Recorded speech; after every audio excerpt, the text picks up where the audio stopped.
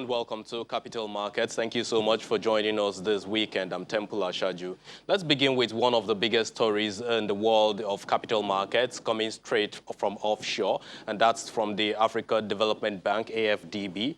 AFDB has now listed its Fight COVID-19 social bond on the London Stock Exchange and is now available through its sustainable bond market. Now, a statement from the institution says the oversubscribed transaction, which attracted $4.6 billion of interest in the book and raised an exceptional $3 billion, was launched to alleviate the impact of COVID-19 on Africa's economies and livelihoods. Now, the 3-year maturity bonds garnered interest from central banks and official institutions, bank treasuries, and asset managers, including environment, social, and governance investors. The listing marks an important milestone for the AFDB, as it is the largest social bond to date to be issued in the capital markets. And now, securities trading across the capital market has been consistent remotely during the lockdown, whether on the equity side or the debt side of the market at large. But listed companies have also indicated plans to go on with their annual general meetings as earlier scheduled, but via proxies. Now, this week, for example, we had that of GT Bank, the 30th annual meeting of GT Bank, that's Guarantee Trust Bank, on Monday precisely, and only 25 members were present physically. Of course, they were there in attendance, and then we had virtual representation also from different means and, of course, from different locations. Now, we are being joined by a shareholder and capital market investor, Mr. Bayo Adeleke, for some perspectives on these issues that have been ushered in by the COVID-19 era. Mr. Bayo Adeleke, thank you so much for joining us on the program this evening. Thank you very much for having me. Good evening. Right. Generally, what are you and your co-shareholders learning about the new means of trading and placing order, whether buy or sell, in the capital market? Well, these are unusual times, and it will also call for some unusual strategies as well as initiatives. And so we are trying everything possible to adapt to the changing situation so that we can keep the market going. Okay, so we've seen a lot of remote trading happening lately. How are you receiving that? How are fellow shareholders, reacting to that? Because in the past, you actually have to relate physically with your stockbroker, with your dealers, but now all of these has been done via electronic means. The least that an investor has to do is probably to just put a phone call through.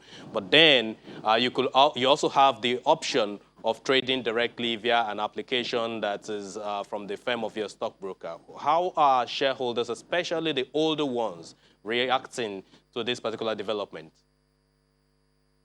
Well, like you have just mentioned, we've got to do quite a lot of transactions with minimal physical interaction.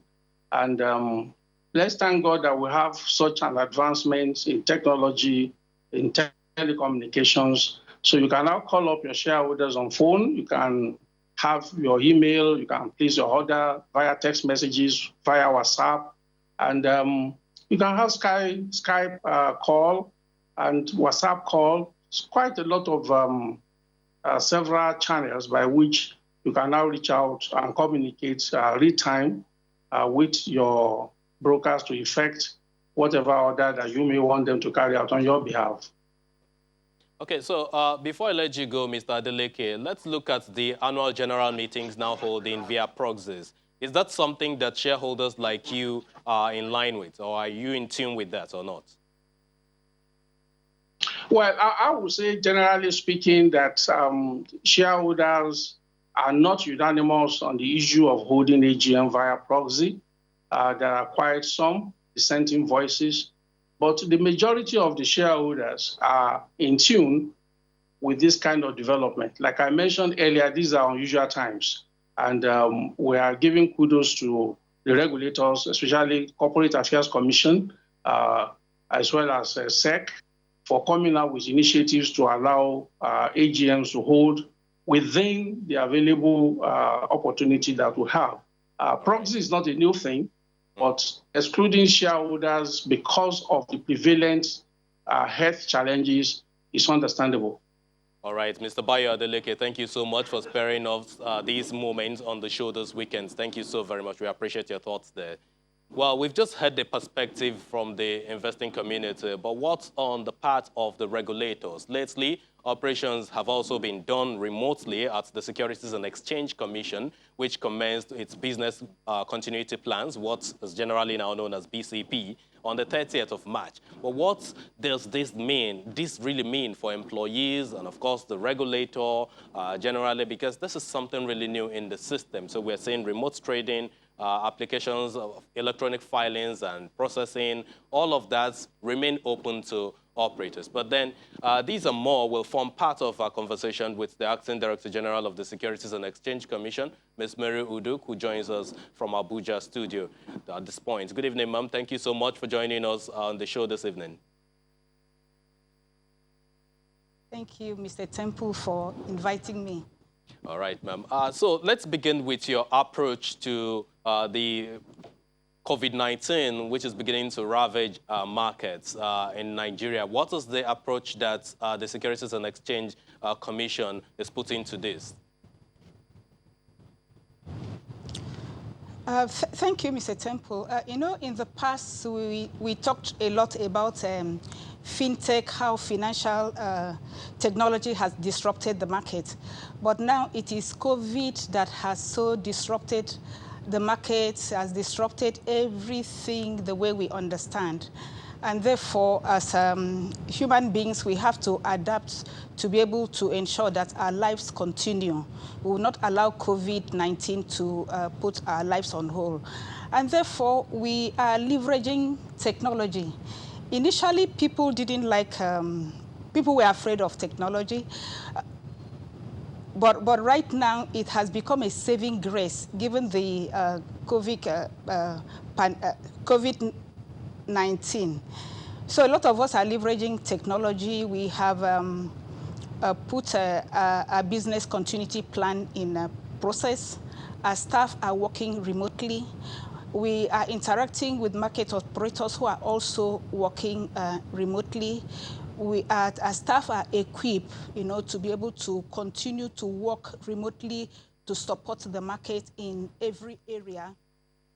We have also issued circulars to capital market operators, guiding them as to how would also expect them to ensure that the market remains open so that the market continue to function seamlessly. So we are working. Like you would know, we use phones. We have had meetings using phones. Like in the last 3 days, I've used phones to have meetings for more than 2-3 hours, you know, with both my staff and other market operators. We use Zoom to also have meetings if we want to see each other, and so many other ways. Okay, ma'am. So what role is the remote trading playing for you at the Securities and Exchange Commission, and how supportive is the Commission towards that? Sorry, I didn't hear that. Now, what role is the remote trading that we're seeing across markets playing for you as a regulator? Okay, so most of the exchanges, you know, particularly if you talk about the Nigerian Stock Exchange, the FMDQ, the NASD, and even the new commodities exchanges have all activated their remote business plans. All of them are trading remotely. Also, you know that an exchange like the NSE over the years has spent a lot of money to put in place a lot of technologies, which right now is is beginning to reap the fruit of all of that investment over the years. Same with all the other exchanges. So all of them have put their business continuity plans in place and are trading remotely. For instance, some of them have moved their staff very close to their offices where they are able to support the market or support the dealers, support the issuers to be able to assess the market and trade remotely, as well as ensuring that investors are able to continuously reach their investment and also make investment decisions. The Commission also issued circulars to ask the exchanges, and other market operators to activate their remote trading to be able to support the market, and also ensure that, and all other market operators to asking them to let the Commission know what their plans are to be able to support the market or allow business to continue in spite of COVID-19, just so that the market is not disrupted in any way. Okay, so recently you also had to reschedule the Capital Markets Committee meeting for the first quarter of the year. Couldn't that have been done virtually?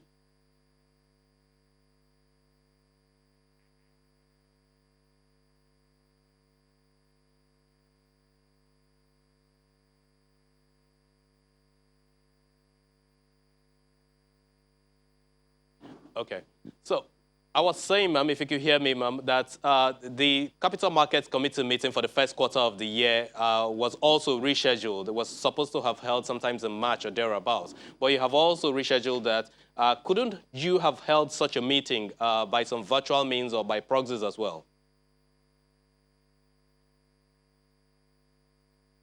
Okay. So, well, we know that we're beginning to have some issues with the network there. We do hope to reconnect with the acting DG of the Commission. But then talking about some of the developments that we've seen in the markets, we told you earlier that the Africa Development Bank has now listed its Fight COVID-19 social bond on the London Stock Exchange and is now available through its sustainable bond market. A statement from the institution says that oversubscribed transaction, which attracted some $4.6 billion of interest in the book and raised an exceptional $3 billion, was launched to alleviate the impact of COVID-19 on Africa's economies and livelihoods. Now, the 3-year maturity bond program garnered interest from central banks and official institutions, bank treasurers, and asset managers, including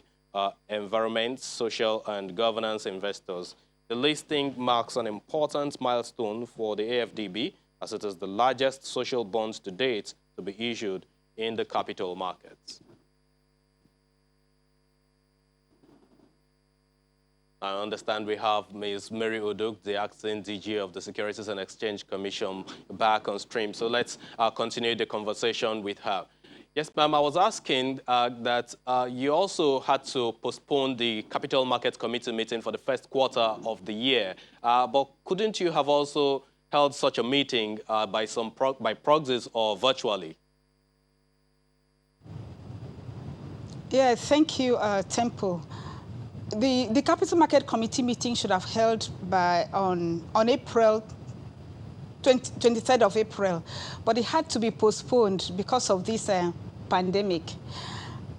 You have attended the Capital Market Committee meeting before. You would know that it would be that particular meeting would be difficult to hold it either by proxy or by virtual means because of the kind of discussions that take place there.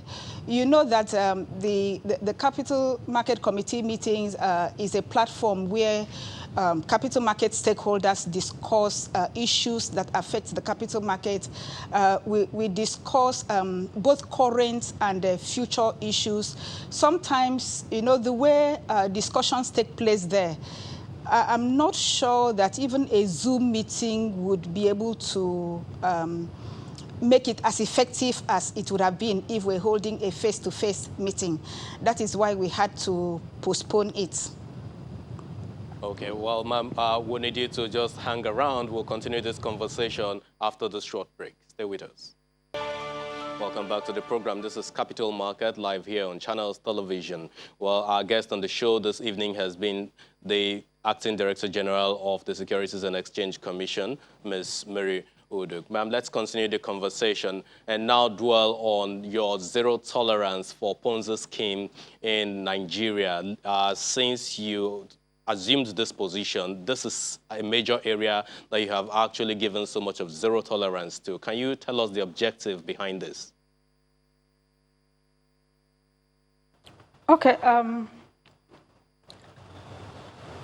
Ponzi scheme is totally prohibited by the provision of, I think, either section 67 or 47 of the ISA that does not allow people that are not registered to collect money from the public by the Securities and Exchange Commission to do so. And therefore, whoever collects money from the public without being registered by the Securities and Exchange Commission, first of all, is doing that illegally. But in terms of Ponzi scheme, it is different from people just collecting money illegally. Ponzi scheme are those schemes that collect money from people and promises them mouth-watering interests, which are not sustainable. You know, some of them, like the MMM, the John Dong, and so many others that have collected money from the public in the past and promises them those kind of interests that their business fundamentals does not support. So they collect money from the first set of people and then pay them mouth-watering interest. And by the time they don't have people bringing money again, they are not able to pay subsequent people who they are collecting money from. And before you know it, they close their doors and disappear. And people will start crying that the commission is not protecting them. And therefore, we're saying to the investing public that every capital market operator that is licensed to operate in this market must be registered by the commission, and their names are on the website of the commission. And even if you are not able to access the website, you can come to the commission and ask us whether you're intending people that you want to do business with are duly allowed to do such businesses by the commission through being registered by the commission to do those businesses. So what sort of sanction are you meting out for these fraudsters? The commission has not come out with an appropriate rule yet, but we have a draft rule, which I'm not going to discuss on air right now, which we are looking at bringing heavy sanctions on both those that operate Ponzi schemes and also not going to be able to be supporting those who also patronize them, because what they are doing is not sustainable. The commission spends a lot of resources, you know, to pursue these Ponzi schemers, and instead of doing other things or deploying our finances to other uses. So when we come out with the rules, it will be quite punitive. Okay, talking about rules and regulations in the market, ma'am, you just released the crowdfunding exposure draft rule on that particular aspect of the market. With this new regulation or rule that has been released now, how will that reduce the level of Ponzi scheme as well, which is that's in that space of crowdfunding?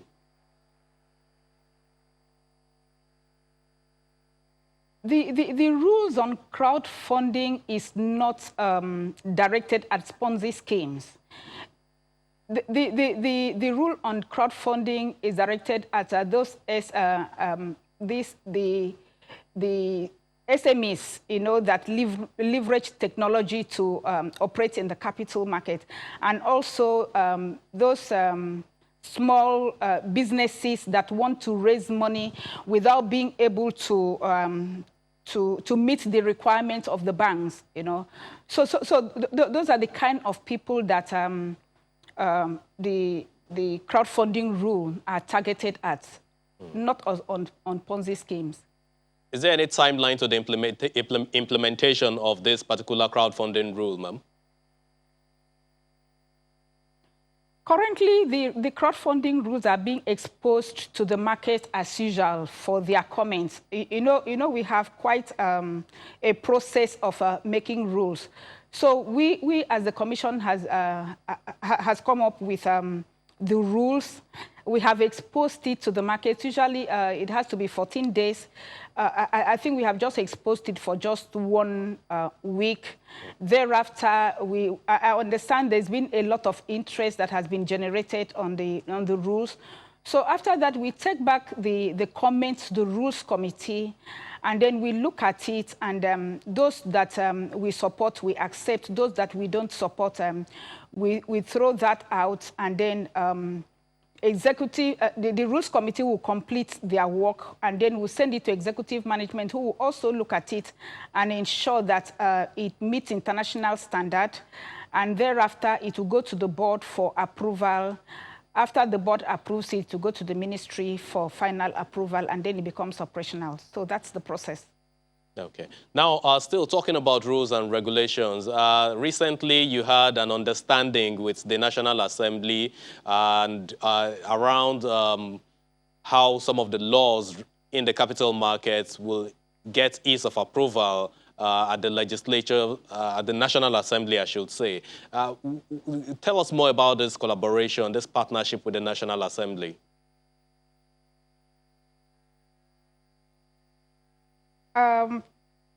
You would know that in the last 2 years or more, the Commission has been trying to review the ISA 2007 to update it and bring it to international standard.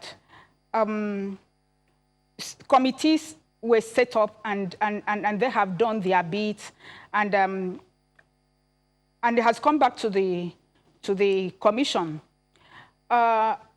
You can't just amend the rule without. We also work with the CAMA.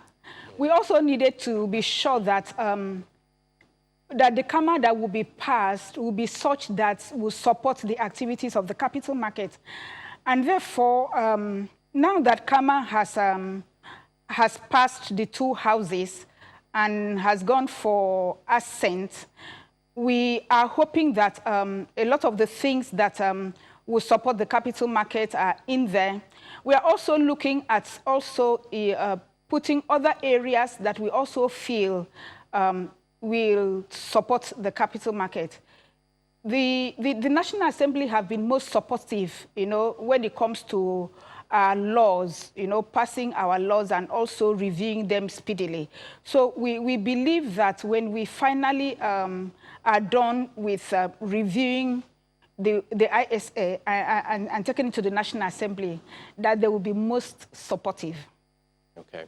Well, let's look at the latest that you have for us in the area of derivatives trading in the Nigerian capital markets. Tell us the latest about this project.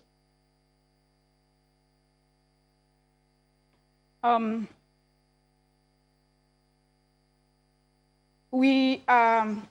capital market has always been a market for just equities and bonds.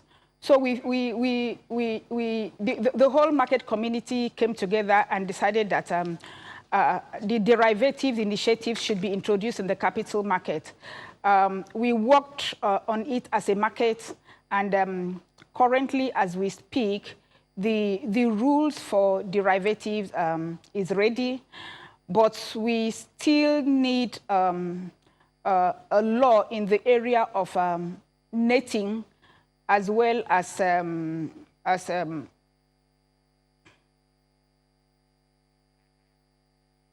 All right, ma'am, that's the Acting Director General of the Securities and Exchange Commission. We do thank you so much for your insight, and of course, thank you for making our time for us on the program this evening. Well, next week, looking ahead, we'll have the Nigerian Breweries continuation of its commercial paper coming up on Monday.